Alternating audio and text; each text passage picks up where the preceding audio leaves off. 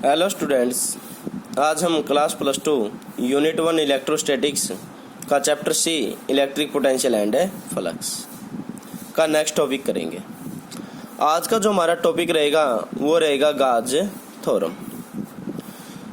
पिछली वीडियो में हमने एरिया वेक्टर और इलेक्ट्रिक फ्लक्स के बारे में पढ़ा था, तो आज हम गाज थ्योरम के बारे में पढ़ेंगे। ये काफ़ी इंपॉर्टेंट थ्योरम है, एग्ज़ाम के व्यू से भी काफ़ी इंपॉर्टेंट है। ये एग्ज़ाम में काफ़ी बार रिपीट होती है। और आगे जो नेक्स्ट टॉपिक पढ़ोगे, सभी नेक्स्ट टॉपिक भी क्या है, गाजी थ्योरम बेस्ड हैं। वो क्या है, एप्लीकेशन है किसकी, गाजीज थ्योरम की। तो इसलिए आपको ये क्या है, समझ में आना काफ़ी ज़रूरी है नेक्स्ट टॉपिक करने के लिए। तो सबसे पहले हम बात करेंगे व्हाट इज द गाज थ्योरम। गाज थ्योरम होती क्या है। अगर हम बाय डेफिनेशन बात करें तो according to the this theorem, this surface integral, मतलब आप किसी भी क्वांटिटी का इंटीग्रेशन कर रहे हो किसके, विद रिस्पेक्ट टू सरफेस के रिस्पेक्ट में। तो ये कहता है this surface integral of electric field. अब जो आप क्या है, जिस क्वांटिटी का आप इंटीग्रेशन कर रहे हो वो क्वांटिटी कौन है, इलेक्ट्रिक फील्ड। ठीक है, ये आपका इलेक्ट्रिक फील्ड लिख दिया।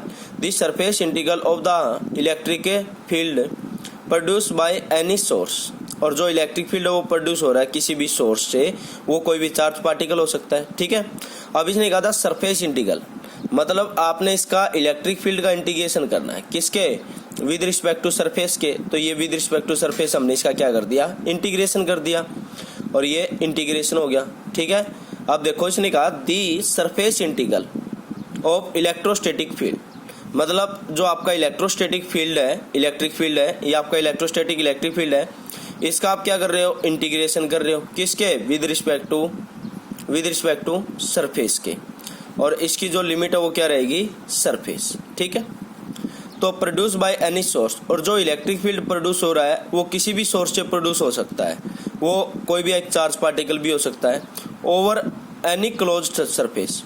और ये क्या है, जो हम क्या है, और ये जो क्या है किसके, ओवर एनी, मतलब जो इलेक्ट्रिक फील्ड है वो क्या है, किसी भी एक क्लोज सरफेस के है। वो क्लोज सरफेस कुछ भी हो सकता है, रेक्टेंगल या कुछ भी, हम यहाँ पर स्फीयर ले लेते हैं।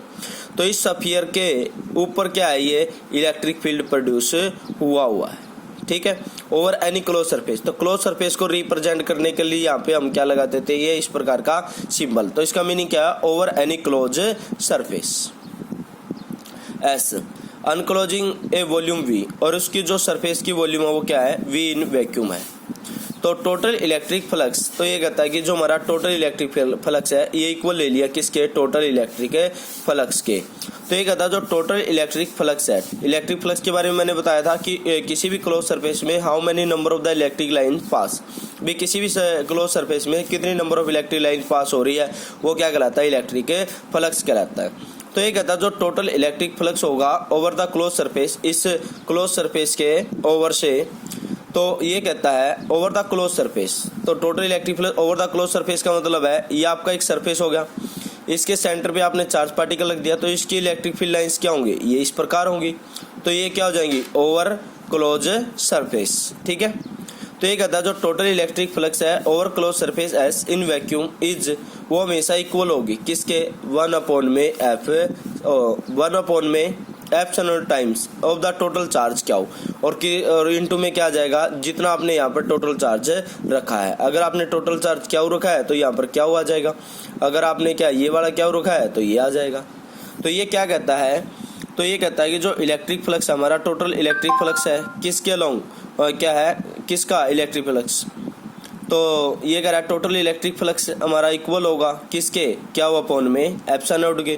तो इस टोटल इलेक्ट्रिक फ्लक्स को निकालने के लिए हमने इसका यूज किया। तो इसका मतलब क्या था, लाइन इंटीग्रल, किसका इंटीग्रल, इलेक्ट्रिक फील्ड का इंटीग्रल, किसके रिस्पेक्ट में, विद ए क्लोज सरफेस के। ये आपका क्लोज के लिए सिंबल हो गया, और ये आपका सरफेस है एस हो गया। ओवर एनी क्लोज सरफेस वो हमेशा इक्वल होगा किसके, 1/में epsilon times of the total charge, और इनटू में क्या हो अपॉन में एप्सिलॉन नॉट के। तो ये आपका क्या है, गाजीज थ्योरम। ठीक है, और जो हम ये सरफेस चूज करते हैं ओवर ए सरफेस, तो ये जो सरफेस होएगा ये सरफेस क्या कहलाएगा, गाजियन सरफेस कहलाएगा। अब हम इसका प्रूफ करते हैं। तो सबसे पहले हमने क्या लेना है, एक क्लोज सरफेस लेना है। तो यहाँ पर आप देखो इस स्फीयर हमने क्या ले लिया, क्लोज सरफेस ले लिया। ठीक है, और इस क्लोज सरफेस की जो रेडियस है वो हमने क्या ले ली, आर वेक्टर। ठीक है। और इसके सेंटर पे हमने चार्ज क्या ले लिया, प्लस क्यू ले लिया। तो इस सेंटर पॉइंट को हमने क्या मान लिया, ओ मान लिया। अब आपको पता है जो हमारे पास ये स्फीयर है, तो जो इलेक्ट्रिक फील्ड है, तो इसका जो इलेक्ट्रिक फील्ड लाइन्स है वो क्या होंगी, आउटवर्ड होंगी। तो ये इसकी इलेक्ट्रिक फील्ड लाइन्स को हमने रिप्रेजेंट कर दिया। अब हमने क्या करना है, इसके अंदर क्या निकालना है, टोटल इलेक्ट्रिक फ्लक्स की वैल्यू निकालनी है। तो टोटल निकालने के लिए सबसे पहले हम इसके अंदर एक छोटा सा क्लोज सरफेस ले लेंगे। तो ये आप देखो, ये दिखाई दे रहा है आपको, ये हमने एक छोटा क्लोज सरफेस ले लिया। तो इस क्लोज सरफेस का जो एरिया वेक्टर है वो हमने क्या ले लिया, एन कैप ले लिया, ठीक है। और ये हमारे पास क्या हो गया, आर कैप। यहाँ पर ये क्या है, आर कैप है, ये क्या है, इलेक्ट्रिक फील्ड के यूनिट वेक्टर है, ठीक है। तो अब हमने क्या करना है, इसके अंदर टोटल इलेक्ट्रिक फ्लक्स की वैल्यू को कैलकुलेट करना है। तो अगर हम इसके इलेक्ट्रिक फील्ड की बात करें तो इसका इलेक्ट्रिक फील्ड क्या हो जाएगा, क्या वो अपॉन में 4πε0r², और साथ में इलेक्ट्रिक फील्ड का unit vector R unit vector आ जाएगा। जो आर कैप है वो क्या है कि यूनिट वेक्टर है, directly from O to P, वो ओ से किसकी तरफ है, पी की तरफ। ये पॉइंट है पी है आपका, ठीक है। तो यहाँ पर जो क्या है, वैसे कि आपका जो अगर हम स्केलर फॉर्म में लिखें तो इलेक्ट्रिक फील्ड का फार्मूला होता है क्या वो अपॉन में 4πε0r², ठीक है। लेकिन हम इसको वेक्टर फॉर्म में लिख रहे हैं तो इसकी डायरेक्शन को रिप्रेजेंट करना पड़ेगा। और जो यहाँ पर आर कैप आप ले रहे हो, ये आर कैप क्या कर रहा है, इस इलेक्ट्रिक फील्ड की डायरेक्शन को रिप्रेजेंट कर रहा है, ठीक है। अब इसके अंदर हमने क्या लिया, एक स्मॉल सा सरफेस लिया है, जिसका क्या है, सरफेस कितना है, ds है, स्मॉल है तो ds ले लिया हमने सरफेस को। और इसका जो एरिया वेक्टर है वो क्या आपका n कैप है। अगर यहाँ से हम क्या करें, ds वेक्टर की वैल्यू निकालें तो क्या हो जाएगा। अब जैसे कि आप जानते हो, अब इलेक्ट्रिक फील्ड था, इलेक्ट्रिक फील्ड में हमने क्या लिखा था, स्केलर, ये स्केलर फॉर्म ऑफ क्या हुआ अपॉन में 4πε0, और साथ में हमने यहाँ पर क्या लिया था, आर कैप, इसकी डायरेक्शन ली थी। इसी प्रकार अगर हम एरिया वेक्टर की बात करें, ये आपका ds एरिया होगा, सरफेस एरिया। वेक्टर की बात करें तो ds आपका स्मॉल हो जाएगा और साथ में n कैप क्या आ जाएगा, इसकी डायरेक्शन को रिप्रेजेंट करेगा।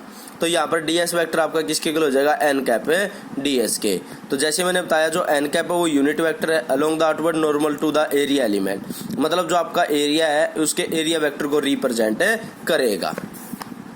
अगर यहाँ पर अब हम electric flux over the area element की बात करें तो आपका क्या है, अगर आप स्मॉल से एरिया के लिए निकाल रहे हो तो इलेक्ट्रिक फ्लक्स की वैल्यू क्या होगी, स्मॉल होगी, और किसके इक्वल हो जाएगी, d∅। यहाँ पर क्या हो जाएगा, ds हो जाएगा। की जगह आपके पास क्या आ जाएगा, क्या वो अपॉन में 4πε0 अपॉन में r², और ये आर कैप इसकी डायरेक्शन को रिप्रेजेंट करेगा। और ds वेक्टर की जगह क्या आ जाएगा, n ds आ जाएगा। क्लियर है। उसके बाद अगर हम क्या है, अगर आगे नेक्स्ट बात करें तो क्या वो अपॉन में 4πε0, और ये क्या हो जाएगा, ds बाई में, ds क्या है, ds बाई में r² और r कैप इंटू में क्या हो जाएगा, n कैप, ठीक है। अब ये दोनों क्या कर रहे हैं, डायरेक्शन को रिप्रेजेंट कर रहे हैं। जैसे कि आपने पीछे पढ़ाई था डॉट प्रोडक्ट में क्लास +1 में, I dot I that unit vector की आप डॉट प्रोडक्ट करते हो तो किसके इक्वल होती है, 1 के। तो इन दोनों की जो डॉट प्रोडक्ट है वो किसके इक्वल हो जाएगी, 1 के, ठीक है। अब यहाँ पर हमारे पास क्या हो जाएगा, ई वेक्टर डॉट ds क्या हुआ अपॉन में 4πε0 ds बाई में r²। अब हम इसका क्या है, कंप्लीट निकालना है। तो कंप्लीट निकालना है तो इंटीग्रेशन कर देंगे बोथ साइड। तो d∅ का इंटीग्रेशन क्या हो जाएगा, फाई, और यहाँ पर इंटीग्रेशन हो जाएगा ई वेक्टर डॉट ds का। तो क्या है, क्लोज सरफेस, इसलिए क्लोज आ गया, और ये लिमिट क्या ले ली, s। तो यहाँ पर हमने e की वैल्यू को पुट किया, क्या वो अपॉन में 4πε0 r² बाहर आ गया, अंदर क्या बच गया आपका ds। यहाँ पर क्या हो गया, ds का इंटीग्रेशन करेंगे। एक स्फीयर का जो क्या है एरिया है वो कितना होता है, 4πr²। 4πr² से ये 4πr² बच जाएगा, कट जाएगा। यहाँ पर क्या बचेगा, क्या हुआ अपॉन में ε0। तो ये हमारे पास क्या आ गया, यही हमने क्या गाजी थ्योरम की डेफिनेशन थी, और यही हमने क्या कर दिया, प्रूफ कर दिया, ठीक है। Okay students, thank you. इसको आप ये मेरे यूट्यूब चैनल पर भी देख सकते हैं। इस वीडियो को ज़्यादा से ज़्यादा मेरे चैनल को सब्सक्राइब करें, शेयर करें, लाइक करें, ताकि सभी बच्चे इसका फ़ायदा उठा सकें। Okay, thank you.